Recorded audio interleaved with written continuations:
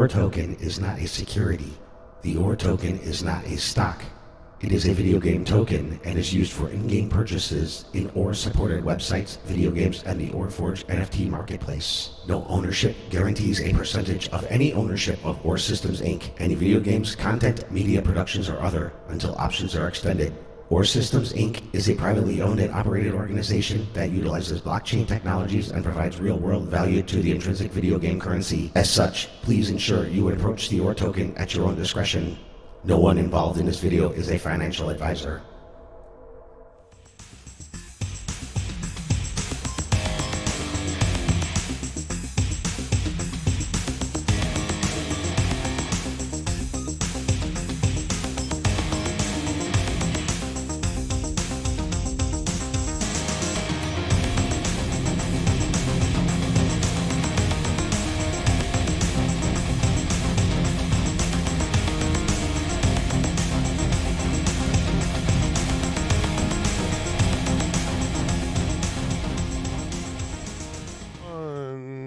Oh, okay. Hey, what's up, guys? 1, 2, 3, 4, 5, 6. Oh boy. That's a lot of people. It's a lot of people to start with. Hey, what's up? What's up, everybody? Warriors. What's up, What are you Warriors? guys doing? What's going on? Thank you very much, Warriors. Oh my gosh, guys. You know what episode we're at? 47. I'll take away the guessing game. So close. Five away to the 1 year mark, and we are still here, Warriors. Thank you so much for your time. Remember, for the millions watching now and the billions that'll be watching later, we appreciate every minute you spend with us for this past almost year. Amazing. What a journey. What a journey. Close to a year. We're getting there. Got a great show for you. We got TIM CHRISMAN. CHRISMAN. Sorry. I think, were we talking Crimson Tide before? Anyway, TIM CHRISMAN from Foundation for the Future, a veteran. Glad to have him on, and that's why we have other veterans here as well. So thank you. Sean and Lucas, for your time and your service. Anyway, so guys, what's going on these days? Where's Eric? Busy time. I am here. I have my camera off. I am experiencing, we'll call Totally it okay. technical difficulties. Yeah. I was just hoping instead of the E, there was a K and an E right after it. But anyway, You got that. I know what you're looking for. And I heard one of our very own just celebrated a birthday. Happy birthday, Oh, yes. Jimmy. Happy birthday, Jimmy. Happy 63rd, man. Good for you. Whoa, 63. Armando. Whoa. Wow.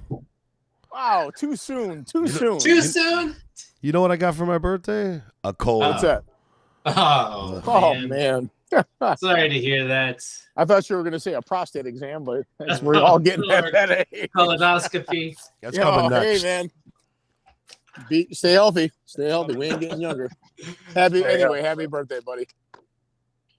Happy birthday again. I'm sure all the millions and billions of warriors are singing it right now. So hope you feel better. In unison. Man, Lucas, Sean, what's going on? What brings you aboard these days? I just came on here to talk some veteran stuff with Tim, the guest. Catch up everybody on all things OR. What's up with you, man? Well, yeah. Same old thing. I mean, what is going on? Any updates you would like to give us with all the crazy things happening with the OR that I want to talk about, but I don't know if I can. So I'll give it to you so you can talk, and I can't get blamed for it. Just so everybody's okay, just have our financial crimes documents finally across the finish line. After much deliberation, we figured out that we have to create all these additional documents tied to some other initiatives that weren't really on our radar, but they quickly got put there by some other opportunities we're looking to take advantage of and help some customers out. So your money is safe with us. Your financial transactions, are safe in our ecosystem. In the OR ecosystem. Where is Another thing, what I was talking about, an OR branded wallet application that we're working on. We didn't really have it on the radar, but due to some late breaking circumstances, creative solutions from Vic, we should have an OR wallet app coming out here pretty quick. for both Androids and iPhones, right? It'll be iOS and Android compatible. That'll be out shortly. More to follow on that. Just really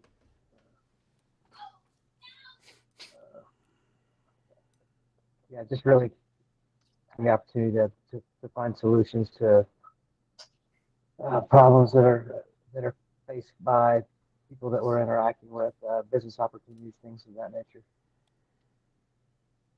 Man, still burning the midnight oil, you guys. I don't know how you guys do it. I know that you guys can't talk about a lot of the stuff that is happening, but it's what's churning the oil here, churning the butter, churning the oil. I forgot what the hell is the term? I'm sorry. What about you, Sean? What's going on in your world? Steady at it, like Lucas said. Wallet coming out. The website's out. We think it's a winner. We like it. Nick put a lot of blood, sweat, and tears into it, making it functional, giving us some good, business feeling and functionality to it. The roadmap is, there, but some things got pushed around a little bit just because of opportunities that have come up with us, like Lucas was saying. The NFT music streaming thing has come along great. We got some pretty good contacts out there who are going to be advocating for us. We're tightening up our marketing game a little bit. Lots going on all the time, man. Always got the feet churning underneath the water. When, sir? When marketing? Sir. Sir. Yeah, we're winning the fight on that side of town. if you're dependent on your marketing news in the Telegram channel, you're going to be a little disappointed. But on the other socials are out there honking pretty good. We got a great presence on LinkedIn. We got a great presence on Twitter, YouTube. So we're pushing hard on the channels. Oh, just like other major corporations not using Telegram, huh? Using their legitimate sites, or maybe our own. Telegram is one form of social media. There's several others, as we all know. Yeah. Or it's like, I wouldn't want to burst anyone's bubble, but just saying. Just saying. I not to forget everyone on Telegram. Believe me, there's some good people in there that are still in there. It just things get lost in Telegram way too easy, and also it's too easy to take someone's identity, which I've learned that. I was talking to a couple of people, and we, the fake Jonah that was going around for a while, and the fake Kiz, the fake Nick. I had a couple of it, and it was funny because if it hadn't been just when you get to know the team, how people message. Like I would know if it's Jimmy because I know how he talks to me. He usually comes in a little hot and heavy with me. He doesn't mince his words. So if somebody came in pretending to be Jimmy and it's like they were super nice, I'd be like, nah, that ain't Jimmy. He's too nice. You know what I mean? So with Telegram, it's just the messages get lost a lot in there. You know what I mean? But I'm kind of offended. No one ever copied me. I know it. Must suck. No one ever copied me either. It must suck. Oh, they did. You didn't know it. Maybe you just didn't know it. Yeah, that's true. Or maybe that's true. Maybe That's true. Anyway, it's almost like I wish that we can just make our own social, something like that, like something that no one else can hack or something like a bubble. You mean? Yeah, like maybe. But wait, there's more. I'm sorry. But wait, there's more. But wait, right. I don't know if people peruse to our new business site.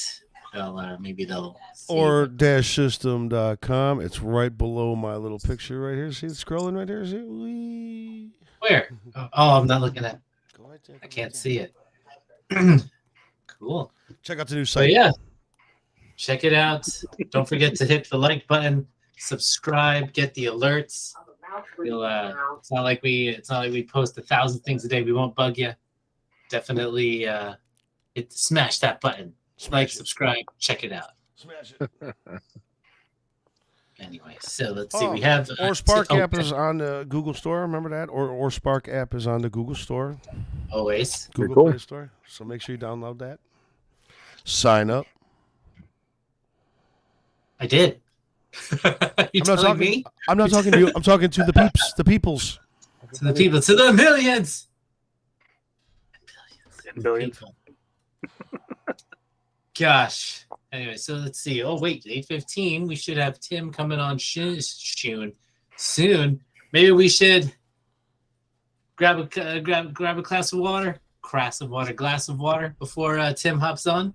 Can we flip on a commercial here? Why not? Go to commercial. All right. Go to commercial.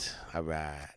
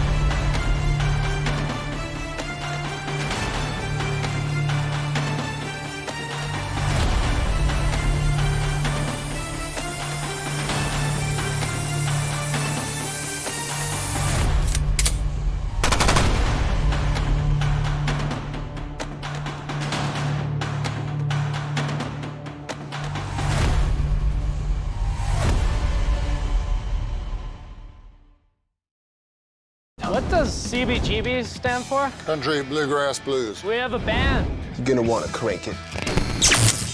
Not very country. This club's gonna be different. this band is Talking Heads. We're Blondie. We're the Ramones. We're the Jet Boys. Patti Smith Crew. Lou Reed. I can't sleep on a mattress when bands are getting signed right and left. These kids have something to say. We really should listen.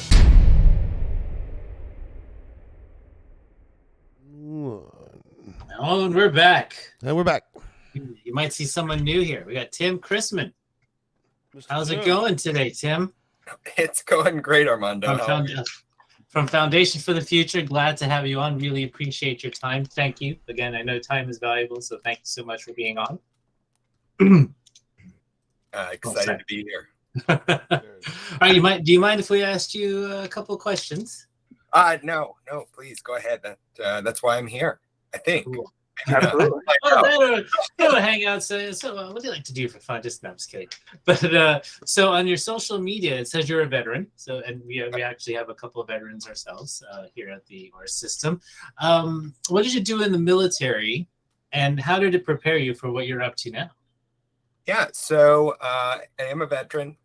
Served in the Army as an intelligence officer from 2007 to end of 2015. Worked primarily combat arms units, ranging from the 101st Airborne through some JSOC aligned units out of Fort Campbell.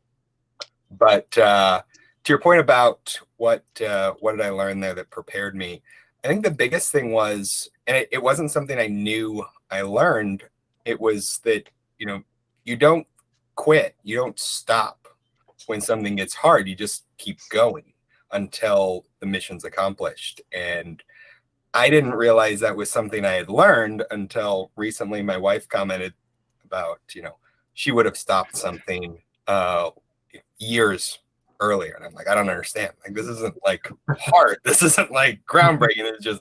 I'm just too dumb to stop. Right. Turns out it was something I learned. Lucas and I played in that arena for quite a while too. Do you think your time there put you further ahead, equal to, or kind of behind your peers, sort of in the world that you live in now? I think it put me ahead. I think that between the network of people that you leave and you can trust, you can reach back, even if it's somebody you've never met, but you were in the same unit or you were in Iraq or Afghanistan at the same time. You fist bump and you move on. And that's something that's unique. The vast majority of people's success is built on the fact that they have a good network. And that's what I left the military with. And every day, somebody else getting out of the Army just grows my network because we went through something similar and we know we have a common base to build trust off of. We find that a lot too. The network is everything. You know that while you're in the military, but you kind of take it for granted. But when you get out and you see guys grow in their second career, and you can reach out and it's instant connection. It usually starts with the "Hey, bro," Yep. and then it ends with what do you do, or it progresses very quickly to man, we got something in common. The next thing you're in a venture together. So appreciate that comment. That's awesome, and thanks for your service, by the way. It was a great fraternity. Can imagine. Yeah, it really is just the world's biggest fraternity, and you're constantly trying to leverage assistance to everybody. Kind of alluding to some earlier question about being further ahead or behind your group. Not everybody gets out with a really industrious transition plan, and sometimes they get stuck behind an 8 ball. It's nice to be able to reach out to your network and get some synergies going and figure it out, like what next way forward is. It's a tough transition. It was for me anyway. Yeah, but I think you make a good point there that, a lot of people get out and think, well, I'm stuck where I'm at, because the mindset from the military was, well, you'll be told when it's time to move. And I see this all the time where people feel like, well, I'm here, I need to make the best of it. But, it's never too late to pivot to something different. And if you got out of the military, your skills are needed regardless of what it is. You might be stuck in an underwater basket weaving job, but I guarantee you there's a rocket company that wants to hire you. Yeah. Yeah. Did you, I spent about 8 years at Campbell. Did the pre-ranger course out there, which kind of overlapped where Green Platoon was running. Yeah. Really neat experience. I don't know if you'd like to take a moment, kind of fill everybody in on what all that does to kind of prepare you for like the team environment that you transition into, going into the organizations that comes upon completion. Yeah, no, so Green Platoon is well, for enlisted people, it's a selection process. For the officers, it's more of a training program once you get accepted into the 160th, a special operations aviation unit.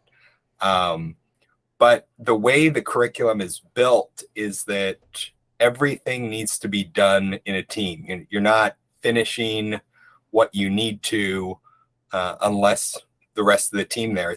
It's all well and good if you can, put 40 rounds, 40 bullets into the bullseye of a target. But if the rest of your team is still loading their magazines, you're not moving on. You failed.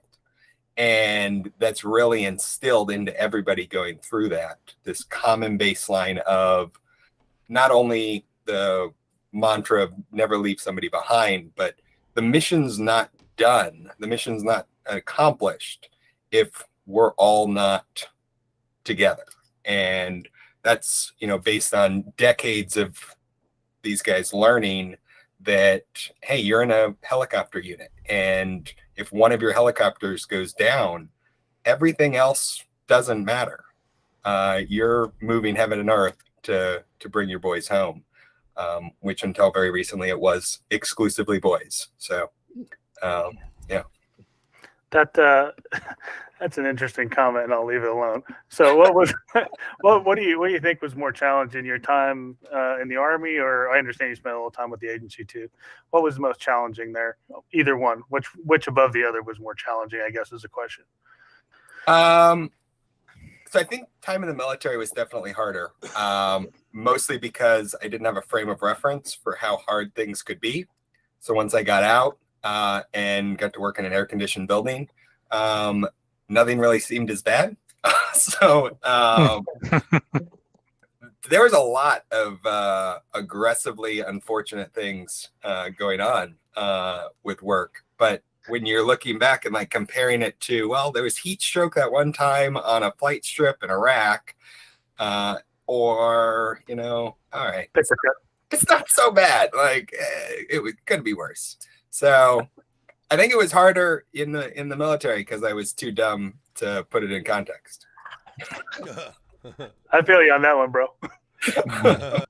So, how is that transition from going from an intelligence officer into the 501c3 game that you're in now? Was there any like things that you wish you could have had more exposure to, or would have paid a little bit more attention to in your .mil timeline? Or I mean, the main thing I wish I had paid more attention to was which of my contacts from the military were going to get rich and needed tax write-offs. I did not pay close enough attention to that. But in many ways, what I did in the military, which was, all around, hey, we've got a mission, we're going to accomplish this, we're all working towards this. That's it. This is the mission, we're doing it. It's a very similar transition. We have a clear mission of unlocking America's potential in space through long-term financing. And that translates. It's not selling a widget, you're selling an idea, which is very similar to what I did in the military. But I guess the biggest thing I wish I would have either paid more attention to or known getting into it was you can't take for granted who's around you in the same way you can working at the agency or in the military. That there's a whole nother layer of vetting that now needs to go into this. You're still mission focused. And so it's easy to fall back into the mindset of, oh, we're all mission focused. But just like if you're running a company, you've got to vet everybody coming in differently. So yeah. And the thing about that is when you start talking about like I was saying, the network and people that develop, you're like, man, I should have talked to that dude more. and then or I should have not talked to that dude at all. But yeah. I think what's really funny and interesting, especially about military people, is they tend to find entrepreneur an interesting track after they get out. I think probably because we all get tired of working for somebody, yep. Looking over your shoulder. So you kind of want to do your own thing. And often I think we find ourselves in that 501c3 space also because we feel that need to give back. Can you talk about that a little more? Oh, yeah. No, so when I was getting out, in 2015, I was working with a recruiter who set me up with a bunch of interviews with different companies. Great jobs. I walked out of one. They made windows. Paid well, was in a nice area, but I walked out of it and I knew in the bottom of my heart that I'm like, I cannot sell effing windows. I cannot make them. I cannot sell them. I will beg on the side of the street before I do this, because there was no purpose to it. And they really tried to sell it in the interview. Like, oh, we're helping keep people warm. And I'm like, no, you're not. And so that was what really drew me to this nonprofit world, was that, like, look, there's something that needs doing. I think I can make a difference. I think we can move the needle here. And so it was really easy to see that purpose, to see the sort of impact that I got spoiled and used to. And it evidently ruined me, because otherwise I would be making really nice windows. Are they hurricane proof? I need them here in Florida. Oh, they were good. They really sold those windows. Absolutely. Everybody's got a different fire in their belly. Yeah. Nice. So the foundation for the future. Tell us kind of the basics of what that's all about, and how you became involved. Yeah. So I started the foundation after I left the agency a couple years ago, with the overarching idea that space is too exciting.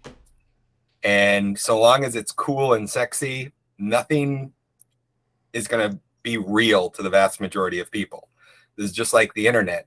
When it was the realm of the nerds and the gamers in the early 90s, mid 90s, people are like, yeah, whatever, it's a fad, it's going away. But once it just started being everywhere, you just expected it every time you checked into a hotel, that's when things really took off. And now we don't know what to do without it. And so we're focused on, here in DC, helping write the policies and educate lawmakers on the boring parts of space. Here's how space can help with climate change, with national security. Here's how you develop long-term infrastructure, workforce development pipelines for technicians and skilled laborers. All that stuff that nobody really thinks about until their plumbing doesn't work, or the road has a pothole, or you're in Florida and at this time every year you think, oh yeah. Absolutely. With that said, stay tuned, folks. We'll be right back in a bit. We're going to go to a quick commercial break, and we'll be back with Tim and more on the foundation for the future. Beautiful. Forge greatness, this is what you need. Next level marketplace with the NFT. Music, podcasts, movies, and more. Crypto games, take it to the next level for sure. Or system, or If you buy the NFT, this is what you're missing. Or system, or or system. If you buy that NFT, this is what you're missing. To my movie makers and musicians, time to level up. Bring your content, even all my game developers. We got movie streaming, music streaming, so you wanna be in the mix. This ain't no big production company. Over 25,000 or users, yes indeed.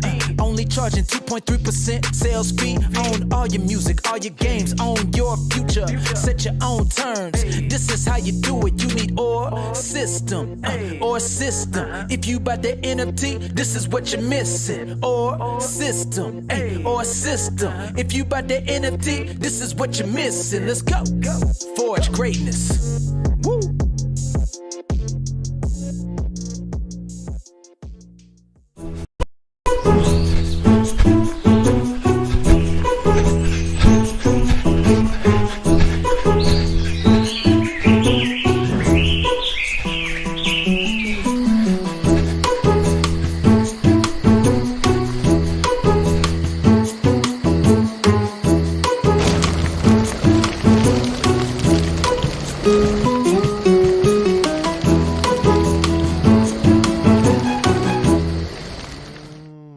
All right, we're back.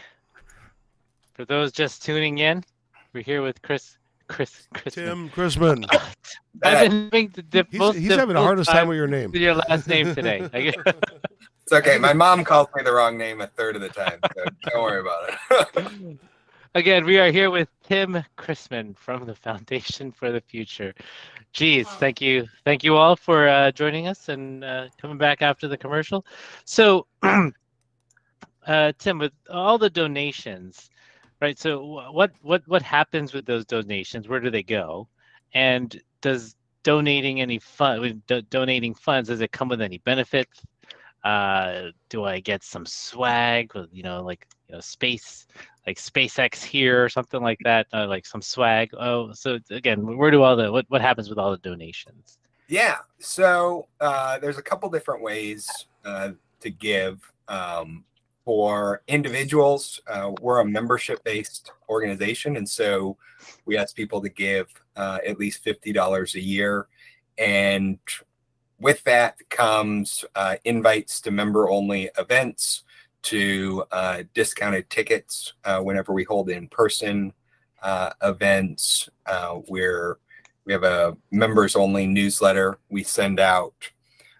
And the sort of benefits then scale from there depending on how much people donate, with the top tier being a inner circle membership, where you're essentially a non-voting member of our board. You're helping us craft the policies that we're taking to Congress. You're helping us with responses when the executive branch has a question about some regulation they're planning. And so you really get that inside access.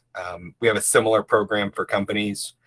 Those benefits are largely about exposure, bringing in speakers from them, or helping when you're whether a startup or an investment fund, because those are two big groups of our members, helping with that deal flow with government customers and investors. So that's sort of the perks of what you get. As to where it goes, so the money goes to helping, really shape what the conversation is here in DC. A lot of it is put towards designing economic analyses, designing workforce development policies that can be exported from the national down to the state level. And so, we do have donations that are specifically earmarked to one of our programs, whether it's the financial policies or the workforce development.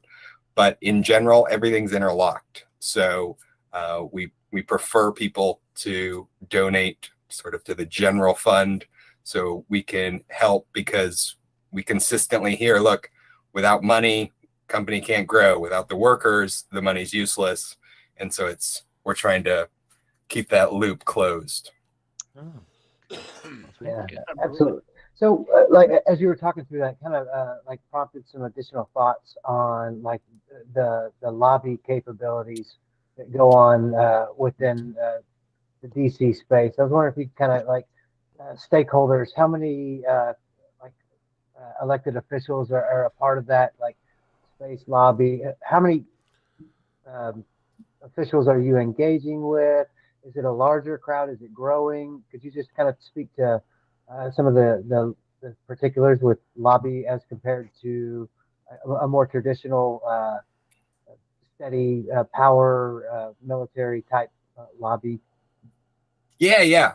So what we do, so there's in DC, there's a traditional, like, one of two camps. You're either a think tank where you're writing these policies and ideas and throwing them out into the world and hoping somebody does something, or you're in a political action committee and trying to bribe, barter, or steal your way into power. We've merged the two. And so we have what I jokingly refer to as a vertically integrated nonprofit, where we have that 501c3 that handles the thought leadership. We have a business association, which is the Association for Space Finance, to organize those investors. And then we have a political action committee that's affiliated with us that makes donations based on politicians voting or introducing bills that support the policies that we write. And so we've seen over the last 18 months, 2 years, a lot more interest from congressional offices in talking about space commercialization, long-term development. Last year, we helped write about 1% of all the laws that were passed. So that was last year's focus was a lot on workforce development. And we actually got the text put in to the National Defense Authorization Act to mandate that the DoD stand up a blue-collar workforce development program focused on hard skills, including space. This was the first time DoDs had any mandate to do something below the undergrad level. And so we're pretty excited about that. In terms of numbers, some of the bills that we've helped write, we've seen up to 100 members across the House and Senate that have expressed interest in co-sponsoring. Right now we're in election season, so nothing's going to happen. But we're spending this time making contacts with the people who are either look likely to win or likely to be running committees coming up in 2023. For sure. So you're creating the jobs of the future. It's kind of what it sounds like to us. You're creating a labor pool for the jobs of the future. And that's kind of what we see ourselves as too, as that transition from Web 2 to Web 3 kind of happens. We feel like we're a little early in the space, but some of the things that we're putting together now, we feel are going to be very popular in the future. What interface will your project have with, let's just say, blockchain or Web 3 tools going forward? Yeah, so this is something that I've talked a fair bit about before I realized it was part of Web3, was this idea of having the ability to have zero trust communications with a time lag. Because even just talking to the moon, there's not actually real-time communications. You go further than that, it gets even further afield. And if there's one thing rich people like doing, it's trading stocks. It's moving their money. So Jeff Bezos orbiting the moon, Elon Musk flying to Mars, how are they going to trade stocks if there's a 7-second lag? And so having the ability to have that Web3 infrastructure in place to handle time delay communications, to have that distributed access to data. Now it's not just a single internet, here on the ground. Now we've got servers going up in space, going in around the moon. How do we handle the trust architecture there? I think that is going to be one of the biggest early applications for Web3 in the space sector. Some of the other ones that I've talked with people that are working on is how do you get more people involved? And so they've been basically tokenizing payloads.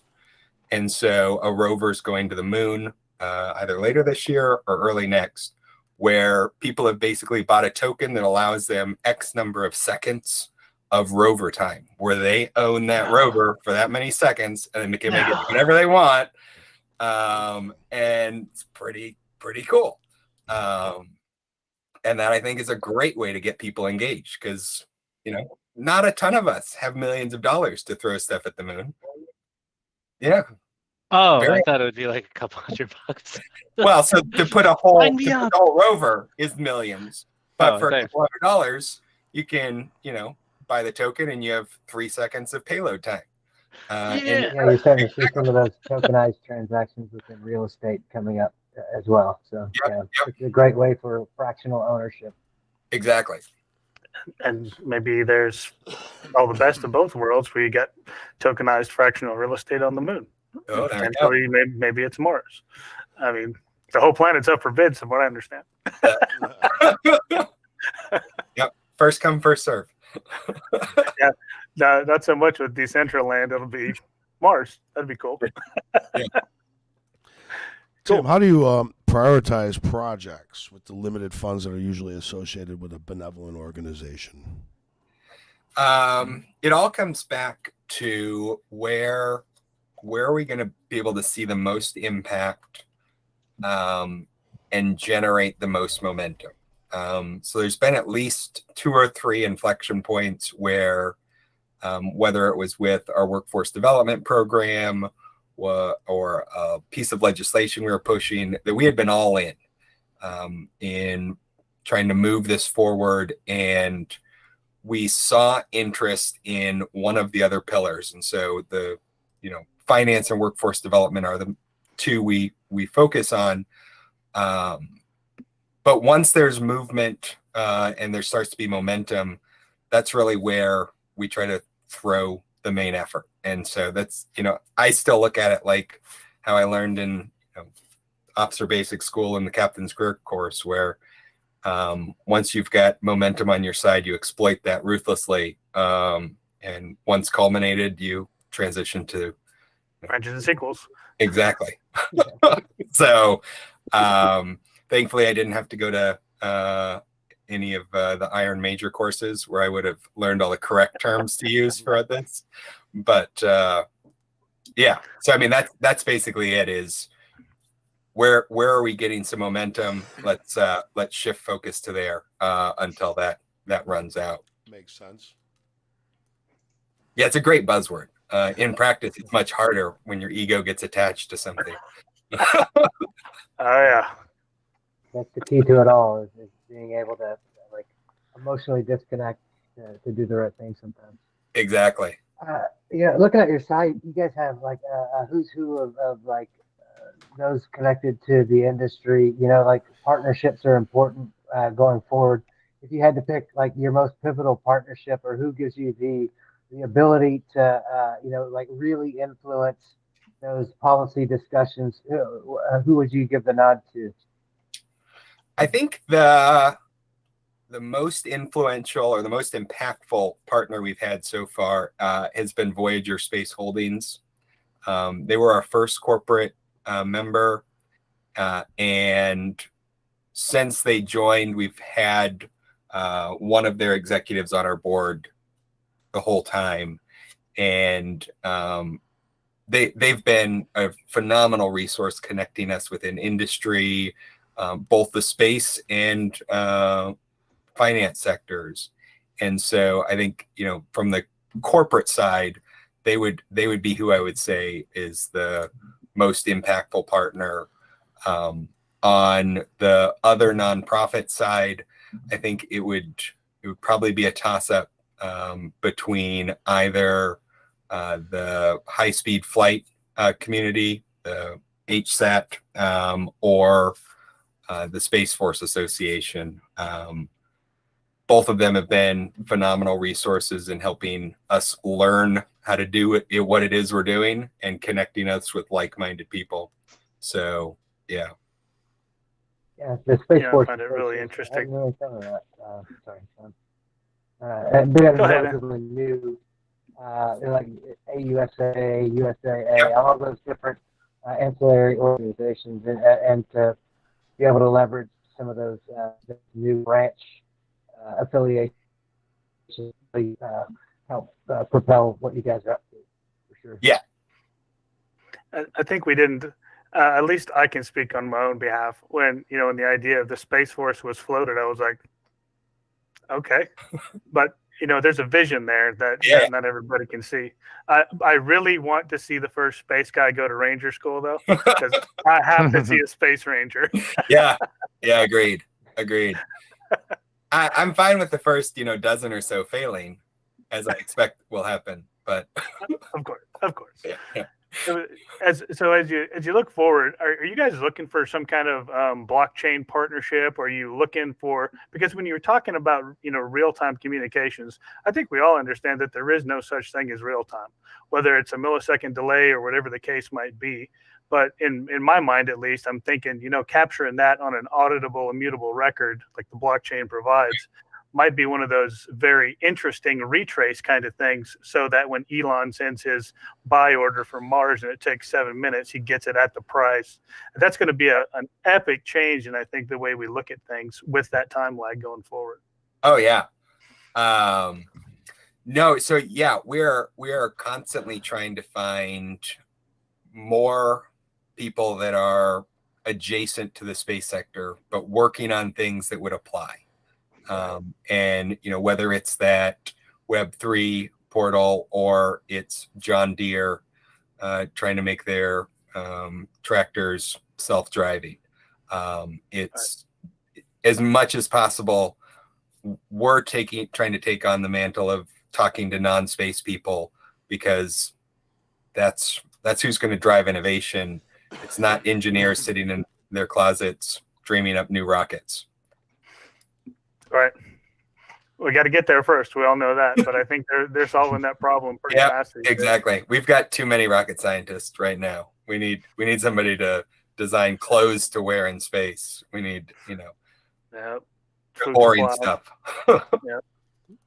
It's all the boring stuff that's the devil's always in the detail. Exactly. We know that. Exactly. That's real cool stuff, man. Very, very interesting. Thank you. I think we've all sat and thought about things like this. You guys are actually doing something about it, and you're getting a lot of people on board, which I think is really cool. If you'd have said Space Force 5 years ago, like you get the eyebrow. You're like, what are you talking about, dude? Yep. And the next thing you know, you got Congress on board. That's that's a huge leap in a very short amount of time. So congrats on that. It's been a wild ride. Thanks. Absolutely. I mean, the warrant officer in me tells me it's just another avenue for the United States government to spend more money. But like the practical aspects of things, it's completely relevant. It has been since the late 90s. So I'm excited to see the civilian sector prioritize space ahead of government picking it back up and running with it. So looking for some great things to come out of it. Agreed.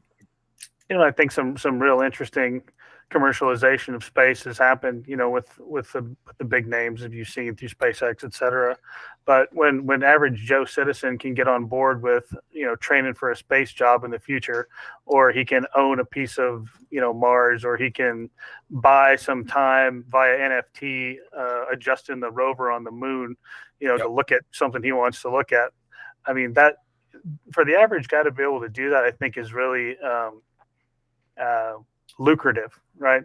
And the thing about it is, we've kind of talked about this amongst ourselves. If I buy an NFT that has 3 seconds worth of moon rover time, that now becomes a resellable and auctionable asset, which could really be beneficial to the 501s of the world. Yeah. Right. And I think that's one of those, I look for opportunities like that too, being part of a 501 myself.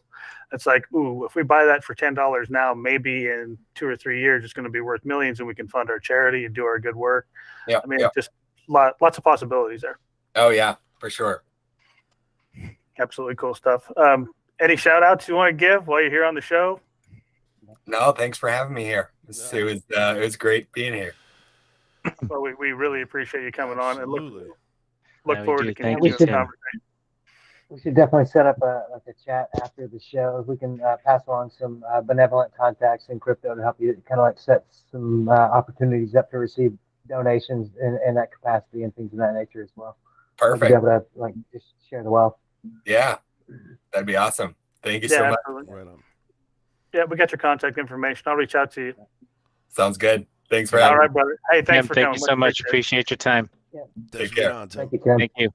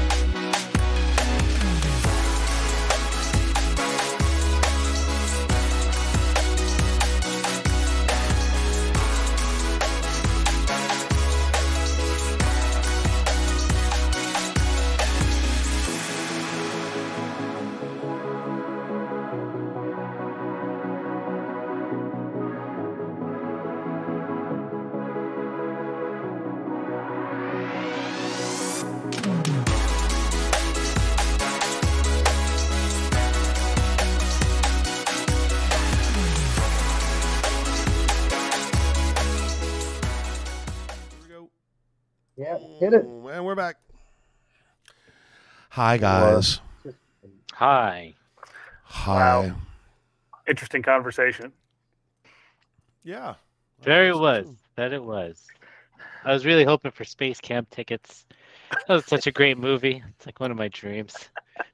Space Camp. No, we just sold the last one. We got the next batch coming out tomorrow, man. Damn it. First I missed out on the boy band review. Now I'm missing out on Space Camp. Come on, guys. That's why I got in this. Hey, maybe we can make that happen for you, man. We'll start our own Space Camp. You never know. It's a great movie. Start buying some rockets. I know, but dude, the rover, controlling a rover on space, like for a couple $100, 3 seconds, yeah, yeah, man, totally. But I would still do it. It'd still be cool. I'd make it like do a quick 360. Maybe you'd have enough money if you put all your ore into stakes, huh? But hey, I mean, I put a lot of it. Oh, I should go check the stakes. You gotta check the stakes. The staking opportunities are now available. I want to check my stakes. Stakes.or-system.com. If you're sitting on some ore, why not stake it? Stick it in there. I forgot my stupid ass password. Sorry. What else is going on? Get it in there. The airdrops. Airdrops. That's almost. Yeah, it's almost almost ready to get teed up and released to general public. That should be out maybe the end of the week. Yep. More to follow on that. We'll try and get that buttoned up here pretty quick. Let everybody give a test drive for it. You can send NFTs and crypto airdrops capacity. Building those and tools. We'll continue to iterate and improve on all the processes and tools that we've already got out. So. Yeah, if you're an NFT project out there, or you're trying to start something new, or you think you're the next big thing, come see us, man. We got a whole toolbox full to help you out. Mm-hmm. Happy to talk to you. Sign up on our website. Email comes to me. I'll respond as soon as I can. So Sean is ORSystem at ORSystem.com. one of the many email addresses there, bro. Yeah, for sure. Oh, I get those too. For the millions watching and the billions around the world, like Armando. Always. Absolutely. Well, hey, thanks for letting me on tonight, guys. Really interesting conversation. It's always nice to have you guys when we have Lucas. veterans on. It's nice to have you guys on because I know you guys got stuff to chit chat about. You know what I mean? Yeah. More than I always find it interesting listening to people's story because it is such a challenge. It's not anything that you can be as prepared as you think you need to be, but it's always something that you miss and trying to learn something or just putting out some content that somebody else may stumble across to give them a different perspective on something they're going through. You know, that's important. You know, let's absolutely support those guys and gals who signed up and said, he can cut, a couple of years out of my life in service to this country. Very noble thing. So we can pay tribute with time. I think it's always cool that you got that common thread. You can jump in with another vet. It doesn't even matter, what age group or what year. You always got something. It's easy to strike up a conversation, and I really like to see veterans successful. So it's always great when we got them on, and I love to see and hear their success stories. That is awesome. It feels good. Absolutely. Well, boys, what do you guys say? Yeah. Huh? I think that's a wrap for anybody hungry? 47. Anybody want to go get a steak? I think so. Sounds like a good idea, man. Go to steaks.or-system.com. Check it out. See how you played that right in there? Check out the new website. Enter to receive a copy of the newsletter. We're pushing out some really neat new content, talking about some of the organizational initiatives and how to stay up to date outside of the YouTube broadcasts for all things war. Jimmy's pushing some great content in the emails, so sign up and keep tabs that way as well. It'd be nice to build our contacts list. Right on. Cool. All right. Well, thank you very much, Warriors. Again, it's been a great hour. Episode 48 next week. We'll have another great show for you. Can't wait to see you then. Have a good one. I'm going to take my butt right back to bed. I'm so sick. All right, you guys. Be good. Be good. Thank you, guys.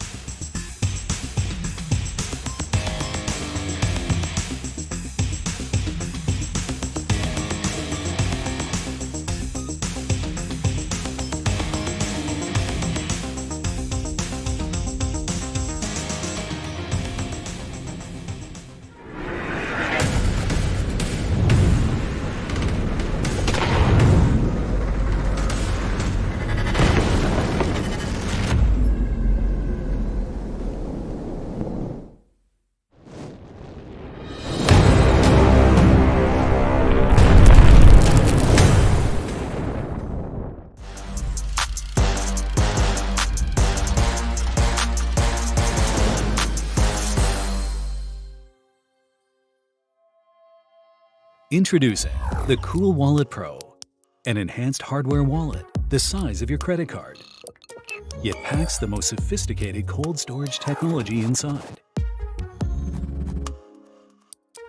giving you full control of your digital assets whenever, wherever you need it. Cool Wallet Pro connects offline to only your mobile device within a 10-meter distance and requires you to physically confirm every transaction on your Cool Wallet Pro after checking transaction details for optimal security. Cool Wallet Pro is designed for the professional crypto user who needs more than just superior security in a hardware wallet. You can plug in directly to the world of DeFi, DEXs, and other dApps, allowing you to earn easy passive income from staking and DeFi on the best crypto blockchains. Through our extensive marketplace, you can trade, sell, and buy directly from trusted third parties, all within the Cool Wallet app. While staying anonymous, retaining data privacy, and avoiding trust risks. With Cool Wallet Pro, the key to your future is in your hands.